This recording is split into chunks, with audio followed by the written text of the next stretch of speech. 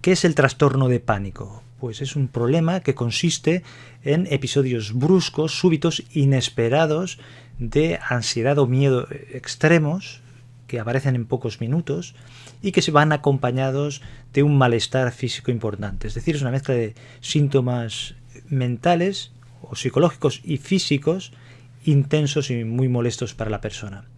El tema es que a esto se le llama ataques de pánico, pero para diagnosticar de trastorno, los ataques de pánico, como mínimo uno de ellos, ha de ir acompañado de una sensación de inquietud o de preocupación excesiva, de que se vuelva a repetir o de que tenga consecuencias muy negativas como un ataque cardíaco o que se volverse loco o que tenga algún trastorno mental grave.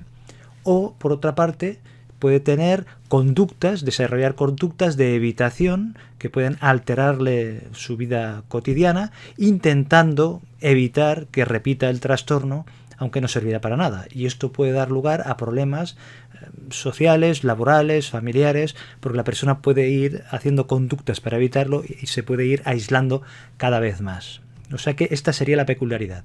El tema es que antes de darse estos dos puntos a la vez o por separado, para considerarlo un trastorno de pánico durante un mes o más posteriores a uno de los ataques, porque si no, no sería considerado un trastorno mental. O puede ser que vaya asociado a otro tipo de trastorno mental. Puede ser a un trastorno por ansiedad generalizada, a un trastorno por fobia social, o puede ir asociado a un trastorno obsesivo-compulsivo, o por estrés postraumático, o por separación. Pero en este caso sería un especificador, es decir, dirías que tiene, por ejemplo, un trastorno de estrés postraumático o un trastorno generalizado por ansiedad, pero que además tiene ataques de pánico. O sea que hay que distinguir entre trastorno de pánico y los ataques de pánico que pueden darse también en otros tipos de problemas o de trastornos. ¿Aparecen los trastornos de pánico como consecuencia de una situación estresante? Pues no necesariamente. Puede haber una situación de ansiedad basal previa, que la persona esté ansiosa, puede ser que esté ansiosa por algún motivo, por un estresor o sin motivo y que le dé un ataque de pánico, o puede ser que le dé un ataque de pánico partiendo de una situación basal de calma, que esté bien y de repente le dé el ataque o el episodio de ansiedad mental y física brusca. Esto quiere decir que es inesperado, es aparte súbito, inesperado e impredecible. Eso es lo que le da la peculiaridad tan desagradable. ¿Puede aparecer un ataque de pánico como consecuencia de una enfermedad? Pues sí, puede aparecer como consecuencia de una enfermedad orgánica, es decir, por un problema de hipertiroidismo, por ejemplo, un problema de una enfermedad gastrointestinal, puede ser por un problema cardíaco, un problema pulmonar y puede sufrir un ataque de pánico. También puede ser por consumo de medicamentos, algunos medicamentos te pueden favorecer el que tengas síntomas de un ataque de pánico, o también puede ser por consumo de drogas, normalmente estimulantes. Y por supuesto por trastornos mentales que ya he comentado antes, el trastorno de ansiedad generalizado, trastorno obsesivo-compulsivo, de separación, ansiedad social, por fobias específicas que hagan que la persona desarrolle un ataque de pánico. También pueden asociarse a un ataque de pánico, pero todos estos que he enumerado no son trastornos de pánico. Es decir, que si se explica mejor el hecho de tener ataques de pánico por estas cuestiones que hemos comentado, entonces esto excluiría el diagnóstico de trastorno de pánico, o sea que son cuestiones diferentes. ¿Cuáles son las causas del trastorno de pánico? Pues no se sabe exactamente, se piensa como siempre que puede haber factores genéticos, biológicos o ambientales. Por ejemplo, es más frecuente en mujeres, casi el doble de frecuencia, es más frecuente en unas familias, lo que pasa es que no se sabe con seguridad, no se puede predecir quién tendrá ataques de pánico, trastorno de pánico, y también hay aspectos cerebrales que pueden explicarlo, que están relacionados con la ansiedad o con las emociones, pero no se sabe exactamente. Por supuesto, también puede haber factores ambientales que predispongan a que sufras un trastorno de pánico, pero no se sabe exactamente.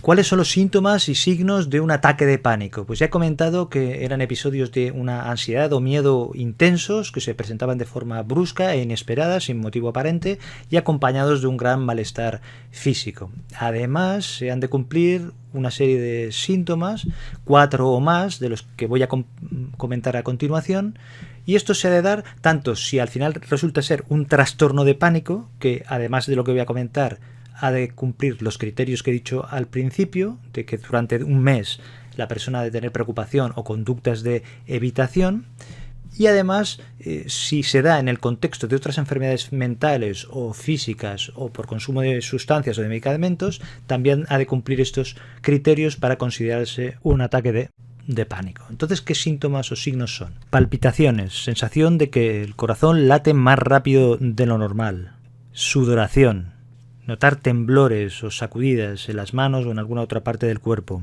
notar sensación de que se ahoga o dificultad respiratoria, dolor en el pecho o molestias en el pecho, malestar abdominal o incluso náuseas, mareos o sensación de inestabilidad o de que te vas a desmayar, tener sensación de calor y escalofríos, tener una sensación de entumecimiento o de hormigueo por las manos, los pies o varias partes del cuerpo, sensación subjetiva de que estás en una situación irreal, a esto se llama desrealización, tener una sensación subjetiva de que te separas de tu propio cuerpo, a esto se le llama despersonalización, tener miedo a morir, a tener un ataque cardíaco o similar, miedo a perder el control, miedo a volverse loco, a trastornarse totalmente. Y también hay síntomas que podrían presentarse que no entran dentro de los criterios actuales, pero que también pueden darse, como que la persona empiece a gritar, a llorar, o que cuenta que tiene dolores de cabeza o dolores en la zona del cuello, o sensación de zumbidos en los oídos, o mezclas de todos estos síntomas. ¿Cómo se hace el tratamiento del trastorno de pánico? Pues en primer lugar, lo que habrá que hacer es valorar al paciente, valorar sus enfermedades previas, hacer una exploración física, valorar qué medicaciones está tomando. Es posible que haya que hacer pruebas para descartar que no tenga una alteración tiroidea o cualquier otra enfermedad cardíaca, pulmonar, gastrointestinal. O sea, eso en primer lugar. Si se confirma el diagnóstico de trastorno de pánico, normalmente se hará, o lo ideal sería hacer una combinación de psicoterapia y de tratamiento farmacológico, al menos inicialmente. La psicoterapia, normalmente la que se recomienda es la terapia cognitivo-conductual. Habrá que informarle al paciente de lo que le pasa, habrá que monitorizar sus pensamientos, habrá que modificar sus creencias acerca de lo que le está pasando, y también a veces se enseñan técnicas de relajación o de autocontrol para poderse enfrentar a las situaciones.